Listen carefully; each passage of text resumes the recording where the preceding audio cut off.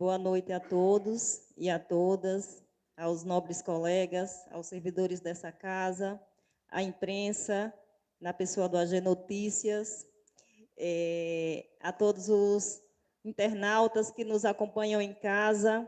Quero também aqui fazer uma saudação ao nosso companheiro que está aqui hoje, o Valdeir, né, presidente da Associação de Caldeirão do Mulato, o nosso grande professor Juraci, o Ed Carlos, que toda a sessão está aqui, né? Seu Deto e as demais pessoas que estão nos acompanhando, ao jurídico dessa casa, a sua esposa, né? Seja bem-vinda.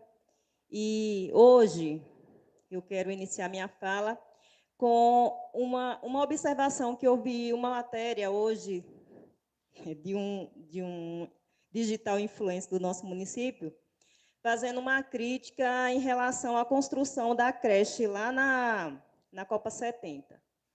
E aquela matéria me chamou a atenção porque o dono da empresa ele falava de perseguição política, né, do gestor municipal. É importante que a gente faça essas observações. Aquilo me fez vir para aqui, para casa hoje, como uma reflexão. E quero trazer algo assim bem claro em relação à comunidade de Jiboia. É uma coisa muito paralela à outra. A creche foi construída num lugar inadequado, isso é fato, né? O local onde tem uma lagoa.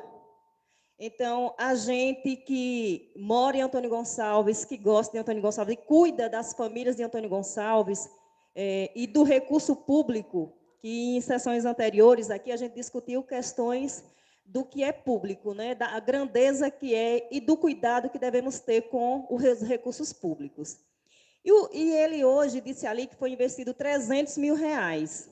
Mas eu quero fazer uma crítica aqui ao engenheiro, né, que fez a primeira avaliação do local e já estava ali, bem perceptível, que não tinha condição nenhuma de construir uma creche naquele local, né, a não ser que fizesse um trabalho, não sei, de como seria feito, porque não cabe a mim também compreender essa parte de engenharia, mas da forma que está posta ali a creche, não tem a condição realmente de ter uma creche naquele local. E aí ele falou de perseguição política. E eu observando que em 2000, se não me falha a memória, em 2017 houve uma emenda do deputado Elmar, e como ele citou hoje lá na obra, que também é uma emenda dele, lá para a comunidade de Jiboia, para fazer o calçamento da Rua da Quadra. E, para nossa surpresa, né, o deputado mandou suspender, né, a emenda do calçamento. Então, calçou uma parte e a outra ficou sem calçar, porque o deputado suspendeu a emenda parlamentar. Aí eu quero fazer esse questionamento. E, nesse caso, seria o quê? Perseguição política ou porque o deputado utilizou essa emenda para fazer obra em um outro lugar, né? Então, a gente precisa fazer essas avaliações. E eu queria que o deputado desse uma explicação para a comunidade de Jiboia, né? Porque, né, o material já estava todo ali, a empresa precisou se retirar porque o recurso foi suspenso. Então, nós queremos resposta para isso. É fácil a gente criticar, né? É fácil a gente criticar a gestão, né? Mas a gente precisa também olhar esses pontos, já que a gente está fazendo crítica a quem cuida de gente, e a gente subentende que é cuidador de pessoas e de gente, e a gente não pode ter falha. A gente tem que estar 100% perfeito, porque se a gente não tiver, vai estar levando esses tapas na cara do dia, né? E eu queria fazer essa observação, que eu refleti muito naquela fala ali, e é uma fala que as famílias que moram ali na Copa 70, elas compreendem que aquela obra não poderia ser construída naquele local. Digo isso porque visito as famílias da Copa 70 e já conversei com várias pessoas, né? Inclusive aquele pessoal da Rua da Areia, que tem aquelas casas, a gente vê a minação dentro das casas, as paredes da creche todas rachadas. Então, a gente precisa fazer essas avaliações também. Não é só descer pedra na gestão e sem a gente fazer, né, essas avaliações críticas e a gente ser responsável pelo recurso público. Porque os recursos que foram investidos ali foi recurso do FNDE e é recurso dos nossos impostos. Então, a gente precisa cobrar isso, né, e deixar isso bem claro para a população, porque é fácil a gente atirar pedras. E queria fazer também os meus agradecimentos ao governo do Estado, né, pela obra que vai acontecer, tão sonhada asfalto, né, lá na comunidade de Boi e Caldeirão do Mulato, um ganho muito valioso para essas duas comunidades, para a comunidade de Jiboia em especial, que sofre tanto com aquela subida ali, né? Eu acho que não tem preço. Todas as palavras que eu pronunciasse nesse momento, elas não seriam suficientes para agradecer, né, a minha gratidão que eu tenho por ele entender, né, e ter essa sensibilidade. Então, nesse ponto também quero agradecer todos os envolvidos, inclusive o gestor municipal, que também fez sua parte, suas correrias, né, correndo para que o governador assinasse essa ordem de serviço. E uma coisa também que me chamou a atenção foi a garantia que ele deu ali, que todos os pedidos que o gestor fez, os que não forem concretizados nesse ano de 2023, mas serão no ano de 2024, e era um compromisso político que ele estava fazendo com o município de Antônio Gonçalves. Então, isso significa dizer que a gente terá novas obras, né, com a cara de Jerônimo, porque a gente vê essa escola, mas ainda é obra do anterior governador Rui Costa, e a gente não pode também perder de vista isso. E a gente está vendo nosso governador inaugurando várias obras, mas que ainda não tem a cara de Jerônimo. São obras do governo Rui, né, mas que quem está inaugurando é o seu sucessor. E nós queremos ver obras dele, que tem a cara de Jerônimo, para a gente compreender, né, o nosso governador correria, e a preocupação são 100 viagens pelo Estado, né?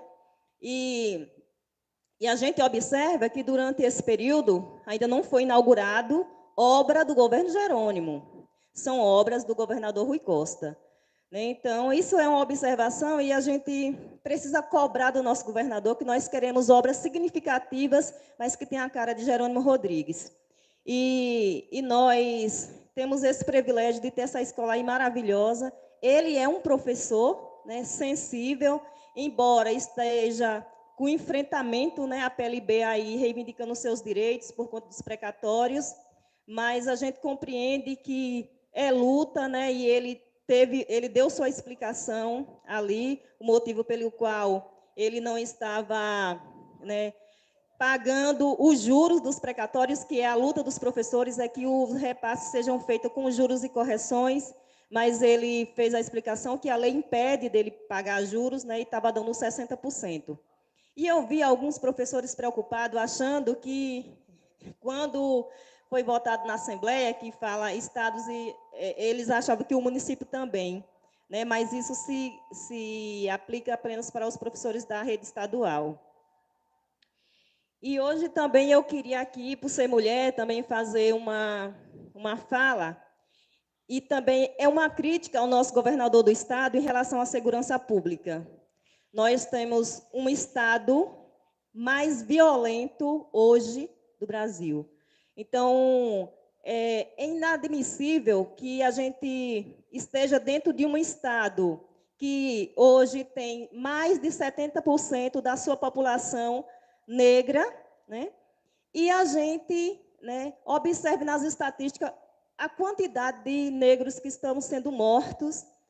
E eu vi o governador fazendo uma defesa ferrenha à Polícia Militar, né?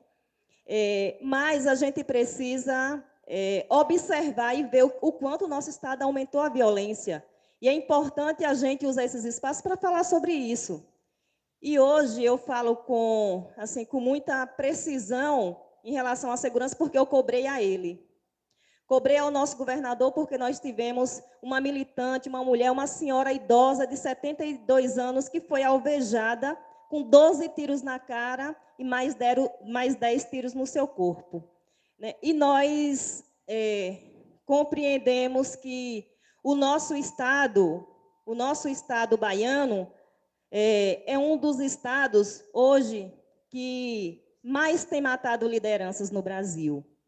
E nós não podemos passar por aqui sem deixar isso registrado e cobrar do nosso Estado que seja elucidado os crimes, principalmente com lideranças, porque não adianta calar ou arrancar apenas uma flor do jardim, porque isso não vai deter a primavera.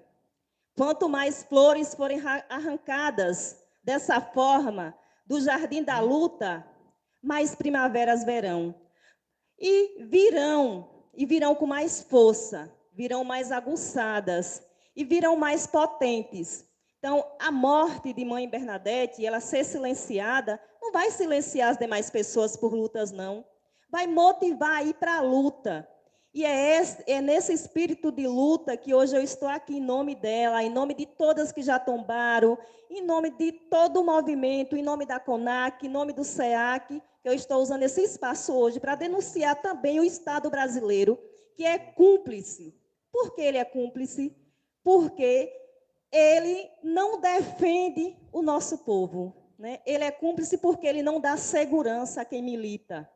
Então, nós estamos cobrando por justiça, justiça social, nós estamos cobrando segurança pública para todas as pessoas que se levantam em nome de uma luta. E Mãe Bernadette era uma senhora idosa que lutou por direitos humanos. E o governador fez uma fala infeliz, né, que colocou uma das linhas de investigação, o crime, né, a disputa por território. E isso, governador, nós, enquanto movimento, não vamos aceitar. E não aceitamos porque a morte de Mãe Bernadette não foi em vão. Ela tinha CEP, endereço e pessoa certa. Então, nós precisamos estar usando esses espaços das câmaras, usando a sua governadoria para denunciar e cobrar do nosso Estado, né, punição para os culpados. Para que os próximos que tentem atentar contra a vida de pessoas inocentes, pessoas que lutam por direitos humanos e por igualdade, não se ouse. Então, o Estado precisa dar uma resposta. Nós queremos resposta para quem matou Mãe Bernadette. E que esse autor seja preso e que pague pelo seu crime. E queremos a família dela em segurança. Eu estou falando aqui dessa forma porque esse vídeo vai ser entregue ao governador. E o que eu estou falando aqui, eu falei no ouvido dele aqui na sexta-feira. E no sábado, ele mandou alguém me ligar e ele estava do lado na hora que eu recebi a ligação. Então, o que eu falei a ele, eu estou repetindo aqui hoje, porque eu quero que tenha uma conotação maior. Porque chegou até ele, eu quero que chegue a nível nacional, porque essa fala minha, outras mulheres estão falando também, outros vereadores, outros deputados, porque a morte de Mãe Bernadette ela teve uma repercussão mundial. 3 países com seus maiores jornais noticiaram a tragédia, a violência que o nosso Estado cometeu contra uma senhora idosa. Então, isso a gente não vai aceitar e não vamos nos calar. Isso não vai silenciar outras vozes, como silenciaram Marielle. Então, nós não aceitamos mais tanta violência contra o nosso povo, contra os nossos jovens, contra nossas mulheres e contra nossos idosos dentro do nosso Estado e também a nível de Brasil. Queria também fazer uma fala hoje, agradecendo ao nosso deputado Adolfo, né, pelo trabalho, né, pelo cuidado com Antônio Gonçalves, e também ao nosso deputado Antônio Brito, porque tem cuidado de Antônio Gonçalves há muito tempo, né, vem cuidando e vem honrando a votação que ele teve na nossa cidade. Então, muito obrigado, deputados. Continue trabalhando, porque o nosso povo agradece e Antônio Gonçalves merece. E nós estamos aqui para ajudar vocês, para que vocês possam ajudar o nosso povo e a nossa gente. E parabenizar o meu colega Sérgio pela indicação da reforma do Colégio 5 de Julho, né, e dizer que outras escolas também precisam de reforma, né, Sérgio? Mas o 5 de Julho é um cartão postal da nossa cidade, né? É uma escola belíssima, que quando as pessoas visitam Antônio Gonçalves, elas perguntam se o 5 de Julho é uma escola particular, né, pelo porte, né, e pela grandeza e a beleza que o 5 de Julho tem. Isso não desmerece outras escolas, que nós temos outras escolas muito bonitas, mas o 5 de Julho, em requisito, boniteza, ele sai na frente. Mas hoje nós também temos aqui uma escola do Estado, que foi passada para o município, né, o Arthur Oliveira, que é uma escola de excelência, muito bonita, muito organizada e cuidada.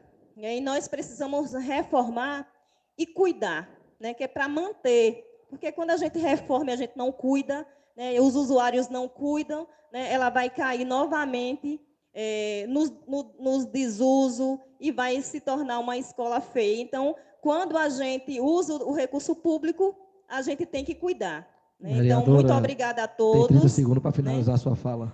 Presidente, eu pedi para que o senhor não interrompesse, por quê? Porque o senhor usou também uma fala aí um tempão e o senhor não estava na tribuna. Né? Isso dá o mesmo direito aos nossos colegas, quando usarem aqui, né? O senhor ter essa tolerância de tempo. Muito obrigada a todos.